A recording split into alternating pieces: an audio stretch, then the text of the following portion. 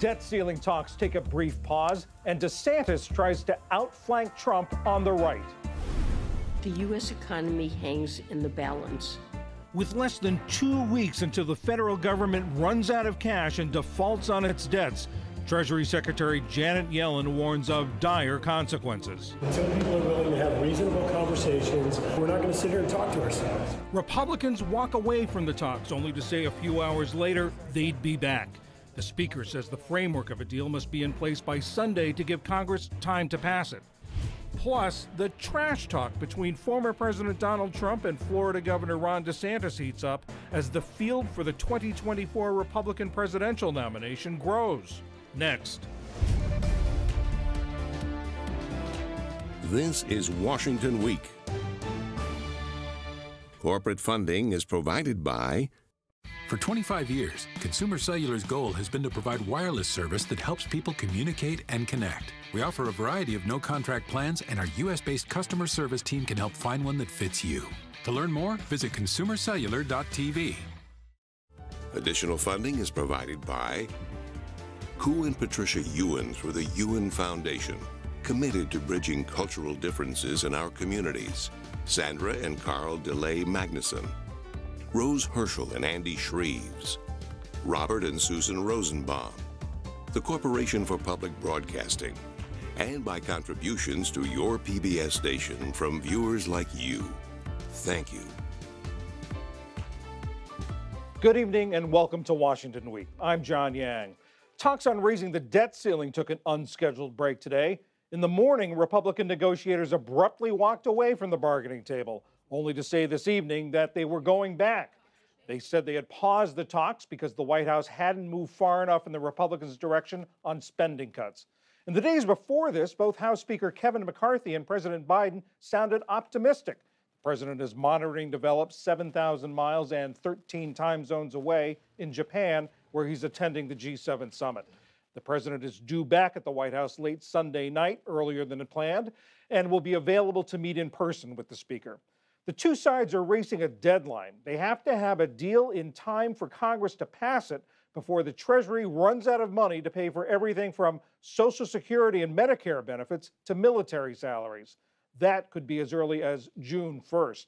Joining me to discuss this and more, Kayla Tausche, CNBC's senior White House correspondent, and here in the studio, Finn Gomez, CBS News political director, Carl Hulse, the New York Times chief Washington correspondent, and Seung Kim, who covers the White House for the Associated Press.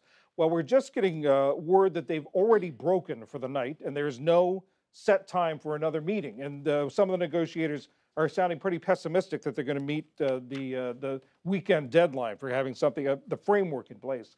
Carl, I know you've seen a lot of these Capitol Hill negotiations. I don't know if you've ever seen anything like this today, but do we have any idea or any sense about why the Republicans left and why they came back? I think there's a performative aspect to this. The Republicans, they need to show that they're fighting for everything they can. The Speaker is under pressure from the right. The Freedom Caucus, the hard right, conservative element of a House Republican majority, has already said they won't vote for anything until the Senate approves the House bill, which of course won't happen. But I do think so some of this is to show, hey, we're tough. This is how congressional negotiations go, up and down, up and down. But there are some real differences in how you cap the spending, what spending exactly you cap, how long those caps go. The contours of the deal are there, but getting the details is hard. And I think that's what they're doing right now. But, you know, they've got a few days still to work it out, and we'll have to see what happens. Kayla, what are they saying at the White House, and how big a complication is it to have the president 13 time zones away, so he's ending his day as talks begin? Well, John, it certainly overshadowed any big picture conversations and publicity the White House hoped to garner back home for big picture issues like Ukraine and like China, because this is all anyone is talking about, and his aides are briefing him around the clock. And when he holds his press conference in the early morning hours on Sunday morning, East Coast time, this is all the reporters are going to be asking him about is whether he's spoken to House Speaker Kevin McCarthy, what his aides are telling him about whether there's a deal, and what the path forward is once he returns to Washington. When I spoke to White House officials today, they were unbowed by what the Republicans were doing, walking out of the meetings and suggesting that the administration was being unreasonable. They said, look, the president understands that the GOP also has an issue with its whip count. The GOP can't deliver this deal on its own, and they need to understand that in order to get Democratic votes, that the administration has to deliver on some of its priorities too. This official telling me they can't get everything they want, and so both sides are sort of, they're currying to their farther out wings, as Carl was just mentioning. But at the same time, the White House seems to be acknowledging, look, this is going to be a deal that's made in the center, and that's where we're going to stay. Seung, this is a deal that not everyone's going to be happy with, but we've heard President Biden's red lines, the things that he will not give in on. Any idea, any sense of what the White House is willing to give on, and maybe what the Republicans are willing to give on? So one interesting element that's really caused ripples, especially among Democrats this week, is the issue of these tougher work requirements for some federal aid programs, such as SNAP, which is that food stamps program, and TANF, which is the temporary assistance for needy families. I was actually traveling with President Biden over the weekend at his beach home in Rehoboth Beach, Delaware, and we asked him in the middle of his bike ride, he did come over and talk to the press.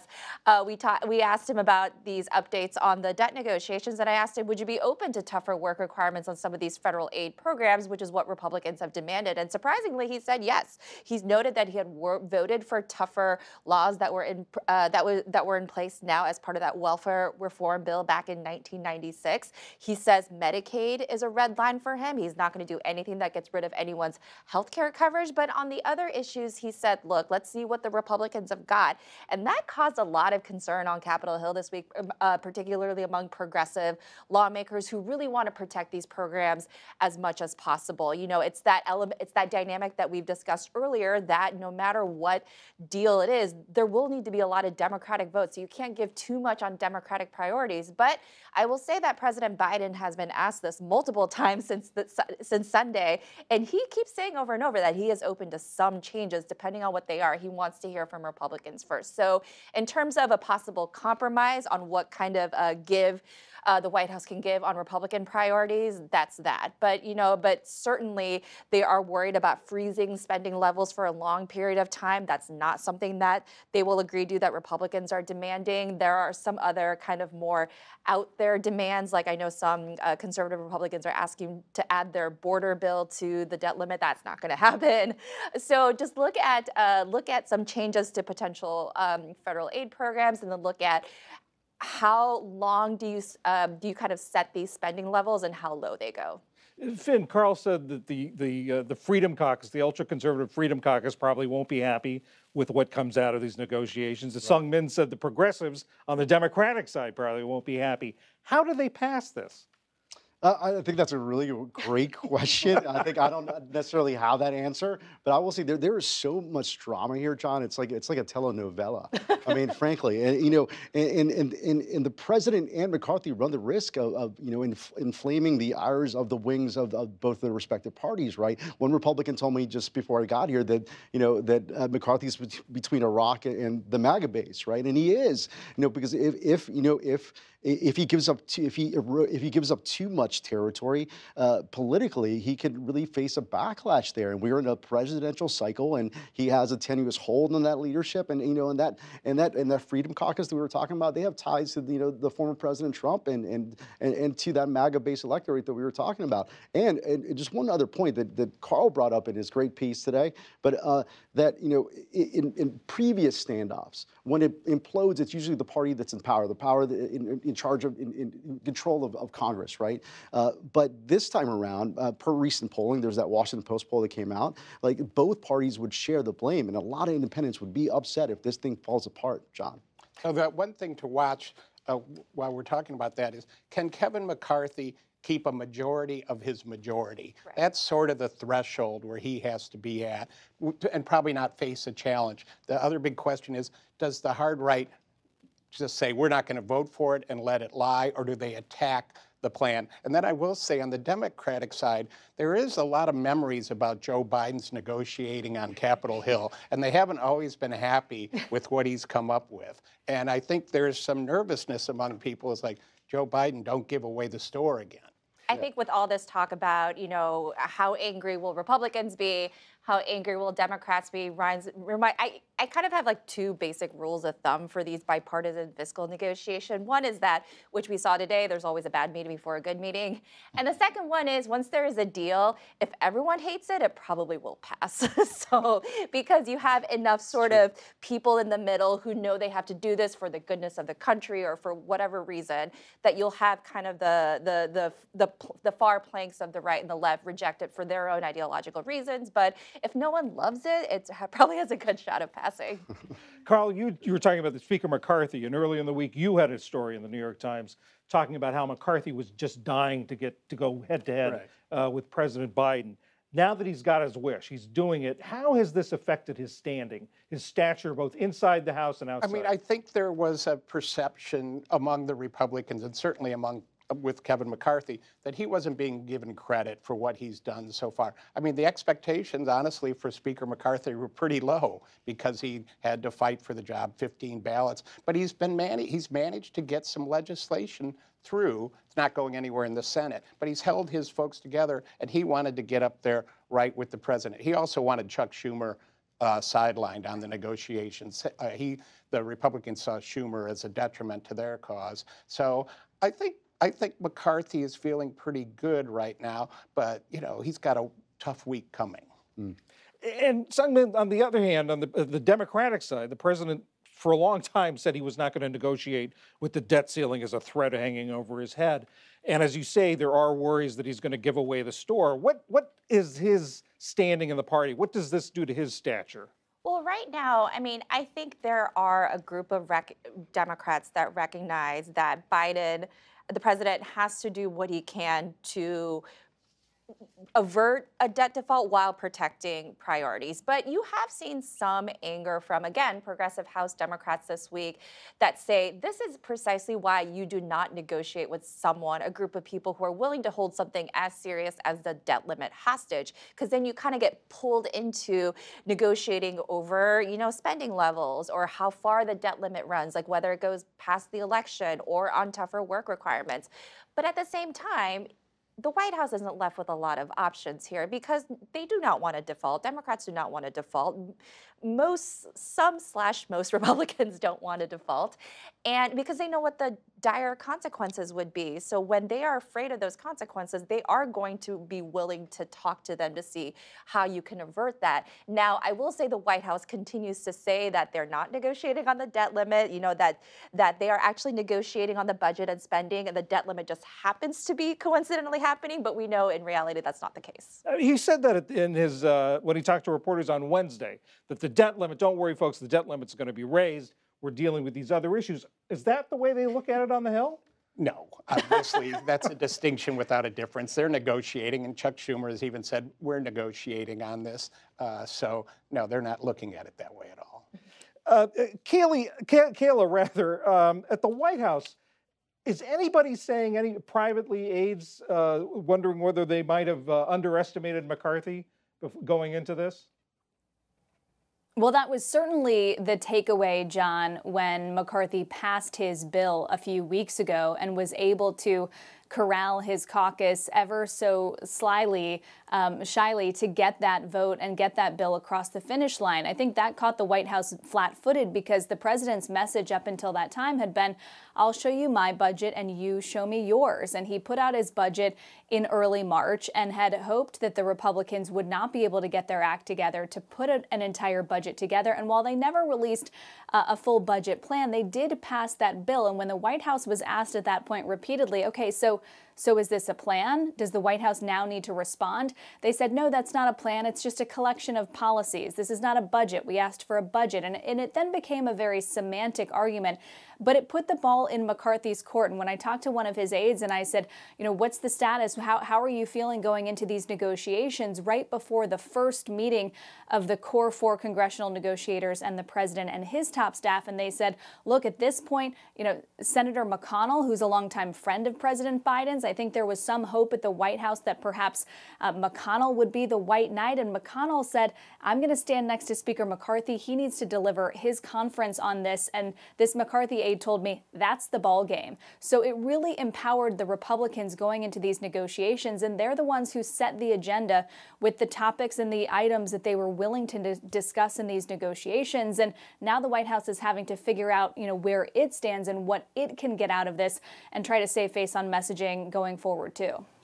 Finn, could this, however this turns out, however this comes out, could this affect the reelection, President Biden's reelection bid? Could there be aftershocks from this that go all the way to 2024? In a word, yes. Especially if this blows back in Democrats in the president's face. Essentially, if it does, if it seems like he's given too much ground again, and you've seen how the progressives are reacting to any sort of really fluidity with these negotiations. Yeah, he does have that. There is that risk.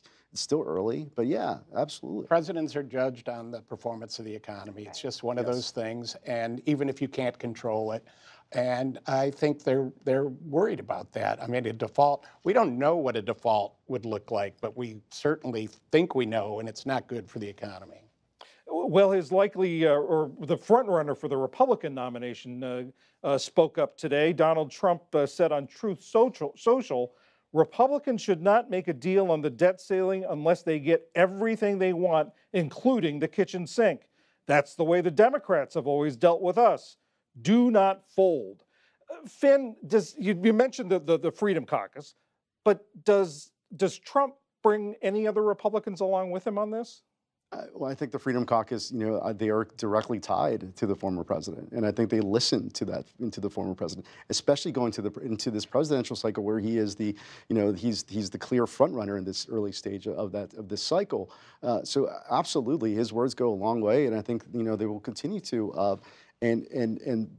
Despite Speaker McCarthy being the head of the Republicans on Capitol Hill, he is still the de facto standard bearer of that party. Well, we're going to be hearing a lot more from Donald Trump in the days to come. The field vying to challenge him in the Republican presidential nomination race is growing. Today, South Carolina Senator Tim Scott filed the necessary paperwork with the Federal Election Commission, and he says he'll make what he calls a major announcement Monday in Charleston. And on Wednesday, Florida Governor Ron DeSantis is expected to say that he's running. In recent days, DeSantis and the current frontrunner, former President Donald Trump, have been exchanging increasingly pointed barbs. Trump mocked the governor after two DeSantis-backed candidates ended up losing in Tuesday's elections. And on the other hand, the New York Times reported that DeSantis has privately told supporters that Trump can't win in 2024. Carl, what's this race going to look like? And are they going? These are two politicians whose careers have really been intertwined. They're sort of playing in the same lane, going after the same voters. And Trump would say he made Ron DeSantis with his endorsement in the Florida governor's race. It's just going to be a very messy battle. I think DeSantis might be happy that other people are jumping into this race, and it sort of might dilute a little bit of the Trump effect on him. I do think that's interesting that other people have seen what's happened, have seen how it's gone with DeSantis, and still say, you know what, I'm willing to jump in there and take on the former president. I do think it's just going to be a free-for-all, though. And, Donald Trump is really great at character assassination, and he's going to apply those skills to Ron DeSantis. Could what DeSantis is doing, could it work? Going after the same voters, sort of trying to be Trumpism without Trump. Yeah, I think that's his message, right? Trump can't win. I do think there's a lot of Republicans in the Senate who also believe that and are worried about Trump. I do think, though, that you're going to see Trump use this feud that DeSantis has had with Disney against him and say, this guy's not good for business, and try to scare away donors. Sorry, and DeSantis hasn't even launched his campaign yet. As you said, it's expected next week. And he's lost momentum, though. He's lost momentum over the last several weeks, over the last several months, in part because he has not engaged with Donald Trump. And some of his supporters have said, jump in already, counter. right? So you know, so there. I think that once that happens, I think after next week, I've been told by some folks in DeSantis world that will increase, that he will get more vocal towards the former president. But it will turn this cycle, I believe, into a vicious one. It will be a brutal, brass knuckle cycle, and worse perhaps than we've seen since 2016. How will you say DeSantis is going to get more active? But how will what contrast will he try to draw with President Trump? Well, I mean, frankly, he has been leaning into this card of being the best person to embody the Trump era policies for the Republican base without having the Trump baggage. I think you're going to see more of that. He's been tweaking him, as we've seen. He's been increasing his criticisms, but at the same time, because of that lack of momentum. As Carl touched upon, we have been seeing more potential contenders, say even this past week, from the mayor of Miami to the North Dakota governor to others, saying they are seriously considering runs and jumping into the presidential fray. And a lot of that is because DeSantis has lost momentum over the last few weeks. So that's their hope. That's what fuels these sort of long shot candidacies. That's how they think they could win. Yeah, that, and in part, because they're still, despite of his positioning, of Trump's positioning as this front runner, and I think most national polls, there's an average national polls that show that he's up by 30 points over DeSantis right now, but because there are still these looming investigations, with Jack Smith and the others, Fulton County, that perhaps this trajectory is not sustainable. And so the more they enter into the race, they feel they could change, it could evolve, and they can get a chance. And frankly, and I think a lot of them are relying on that. We'll see what happens. Turning to the Democratic side, Kayla, Vice President Kamala Harris's profile seems to be rising in recent days. Is there some strategy behind that? Well, in short, yes, John, because her profile had receded to behind the scenes. Her aides had complained that the issues with which she was tasked were low-profile issues, and she was set up to fail, essentially, because they were issues that were not designed to succeed. Now, in recent weeks, she's taken the helm of the administration's messaging on abortion rights. And in recent weeks, she's also taken the lead on some debt ceiling strategy as well. She was in the meeting with congressional negotiators this week after not being in the meeting last week. She held a briefing for reporters yesterday talking about the consequences of default. And then even today, while she was visiting a philanthropic facility in California, she made comments that made news about the debt ceiling, suggesting that, giving some of the reasons behind the pause. And so the White House has seemed to make a concerted effort to put her out there. And it's because the attacks from the other side are expected to discuss President Biden's age and the fact that Kamala Harris, the vice president, is just a heartbeat away from the presidency. And so her record is expected to come under attack just alongside the president's, and they want that to be unassailable, and they want her to be shown being in the lead, hand in glove with President Biden on a lot of these issues. The Republicans could be saying she could be president sooner rather than later, given the president's age? I mean, that's what they're anticipating the message to be because of the attacks on President Biden's age. And so they're gearing up for that. And even just her appearances in President Biden's ads and some of his high-profile events so far, it's very clear that they're raising her profile to show that she would be an able leader if anything were to happen to President Biden, to try to nip those attacks in the bud even before they start. Seung, the campaign also released a strategy memo. It interestingly listed the states where they thought they can be competitive in 2024. Anything in that memo surprise you?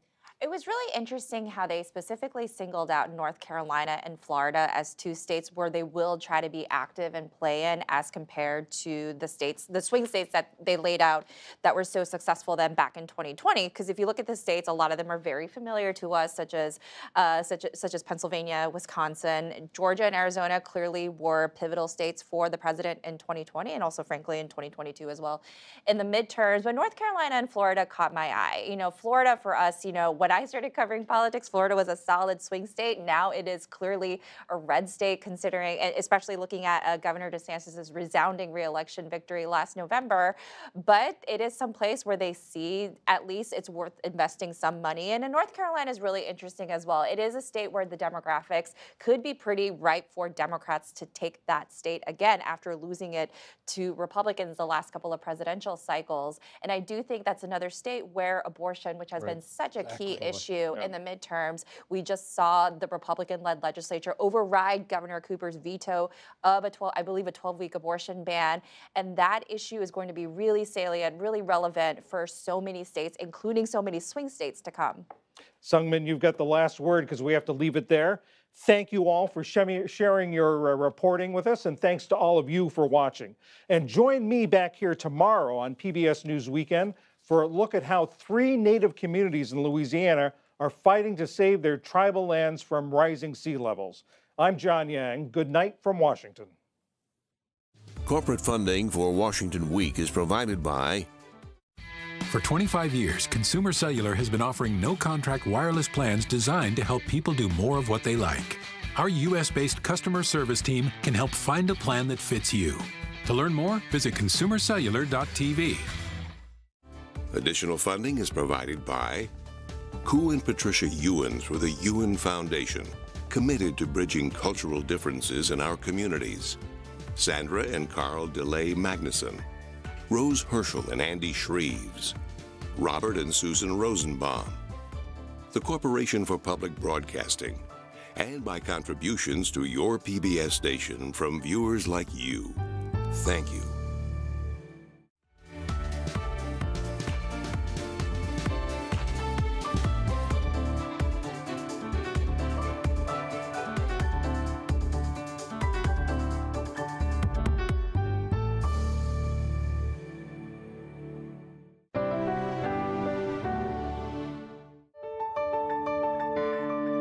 You're watching PBS.